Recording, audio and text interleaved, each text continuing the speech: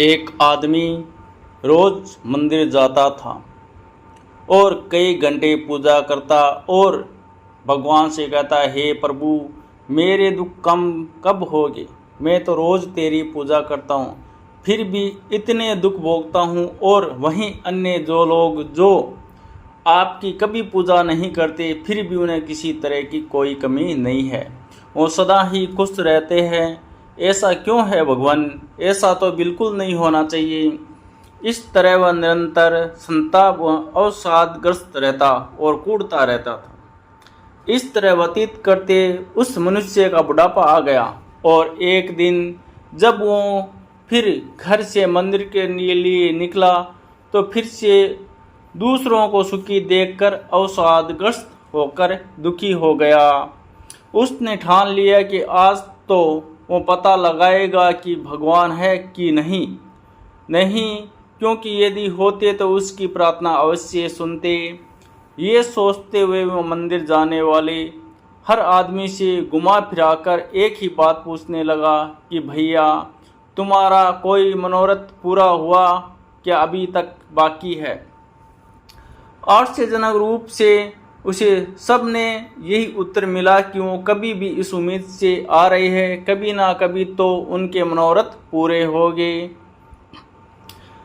अब उस व्यक्ति को लगने लगा कि ये भगवान वगैरह सब झूठ है, सिर्फ मंदिर के पुजारियों द्वारा मूर्ख बनाकर पैसा बनाने का उपक्रम है। ऐसा विचार कर वो क्रोध में भरने लगा और अपनी पूजन सामग्री वहीं छोड़कर मंदिर के पुजारियों से झगड़ा करने के लिए जाने लगा कि तभी उसे एक और व्यक्ति दिखा जो नाचते गाते मंदिर में आ रहा था और उसकी आंखों से भी अश्रुधारा बह रही थी। उस व्यक्ति ने भक्ति में डूबे व्यक्ति से भी अपना प्रश्न पूछा चाहा, परंतु आनंद में इतना डूबा था कि कुछ भी ना देख पाया और ना सुन पाया और वो आगे बढ़ गया। उस व्यक्ति ने ये समझा कि लगता है ये भी व्यक्ति नया मंदिर आना शुरू किया है, लेकिन इसे भी एक दिन पता चलेगा जब इसकी कोई भी इच्छा पूरी नहीं होगी। अब वो व्यक्ति नित्य आता परंतु मंदिर के द्वार से ही लौट जाता, किंतु उसे दूसरे व्यक्ति को अवश्य देखता जो प्रतिदिन उसी तरह भक्ति में डूबकर मंदिर जाता और उसी बाती भजन कीर्तन करते हुए वापस लौट जाता। ये सब देखकर अश्रद्धा से भरे उसे व्यक्ति ने मंदिर द्वार तक जाना भी बंद कर दिया। अब वो घर में ही पड़ा रहता और अपने दुखों से अधिक दूसरों को सुख देखकर दुखी रहता। एक दिन उसे सपने में ऐसे लगा जैसे भगवान कह रहे हो कल उसके प्रश्नों का उत्तर मिल जाएगा। सुबह उसे लगा कि स्वप्न की बात कही सत्य होती है। वो उसे बात को भूल गया और अचानक दिन में उसे अपने द्वार पर भजन कीर्तन की ध्वनि सुनाई पड़ी। उसने द्वार खोला तो उन्हीं के सामने संत महाराज को देखा जो नित्य आनंद में भरे मंदिर जाते थे। उसने कुछ पूछने से पहले ही वो संत बोल पड़े, बंधु, मुझे भी कल स्वप्न आया था कि मुझे तुमसे मिलने आना है, कहो क्या बात है। उस व्यक्ति को अपने स्वप्न की बात सत्य लगने लगी और उसने तुरंत प्रश्न किया, मेरे दुख तो कुछ कम नहीं हुए, समस्त जीवन मैंने भगवान की पूजा में ही लगाया है। तब संत बोले, और आपने तो यहाँ तक विचार कर डाला कि भगवान होते भी नहीं है कि नहीं। अब वो व्यक्ति सोचा कि इन्हें मेरी ये शंका कैसे ज्ञात हुई। संत ने फिर कहा, बंधु, भगवान तो है ही और उनकी सबसे बड़ी कृपा यही है कि वो अपनी भक्ति देते, बस व्यक्ति एक बार भाव से उनका स्मरण करे। परंतु आप उस भक्ति का आनंद इसीलिए नहीं उठा पाए क्योंकि आप सदैव सांसारिक दुखों में डूबे रहते हैं और मंदिर में जाकर भी अपनी समस्याओं को ले जाते हैं और स्वयं को मंदिर कभी नहीं ले गए। माला भी जपी तो सांसारिक कष्टों में मलिन मन के साथ। आप ही बताइए कि परमात्मा के आनंद की अनुभूति कैसी होती है आपको? आपके कष्टों में भी सबसे बड़ा कष्ट आपको दूसरों के सुखों से मिलता था, जबकि स्वयं आपके जीवन में तो सांसारिक दुख भी इतने नहीं थे। क्या आपने कभी सोचा कि भगवान को इस तरह का आडंबर देखकर कितना कष्ट होता होगा?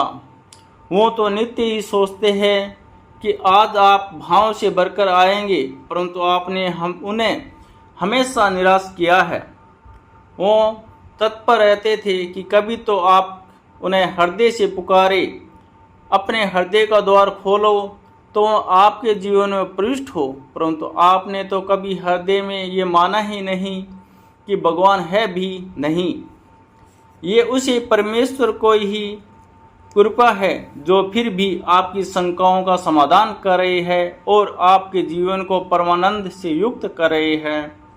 अब उस व्यक्ति का सिर संत के चरणों में गिर पड़ा और पहली बार उसके जीवन में उसे हृदय से रोना आया, ये सोचकर कि प्रभु कितनी दयालु है। उसे ये बात सोच सोच कर भी दुख होने लगा कि उसने इन संत के विषय में भी क्या क्या गलत सोच लिया था। वो बहुत देर तक संत के श्री चरणों को पकड़े रहा और फिर संत के साथ भजन कीर्तन करने लगा और फिर कीर्तन करते करते मंदिर गया और उस दिन के बाद से उसका पूरा जीवन ही बदल गया। अब वो नित्य भाव से भरकर मंदिर जाने लगा। भगवान की भक्ति के आनंद की आंधी में उसके दुखों के तिनके कब उड़ गए उसे पता ही ना चला।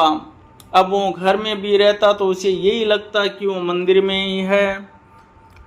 परमात्मा की भक्ति का आधार सांसारिक सोच को नहीं बनाना चाहिए और भगवान के सामने छल नहीं करना चाहिए। असली भक्ति का सार यही है कि व्यक्ति अपने दुखों में भी प्रभु की कृपा देखे, ना कि प्रभु को लहाना दे, क्योंकि हो सकता है पारबंद वंश से उसे और दुख मिलने थे, परंतु प्रभु कृपा से वह कम हो गए। भगवान की भक्ति का आनंद ही जीवन का सार है। कृपया हमारे इस वीडियो को ज़्यादा से ज़्यादा शेयर करें ताकि और लोगों के पास भी ये पहुंच सके।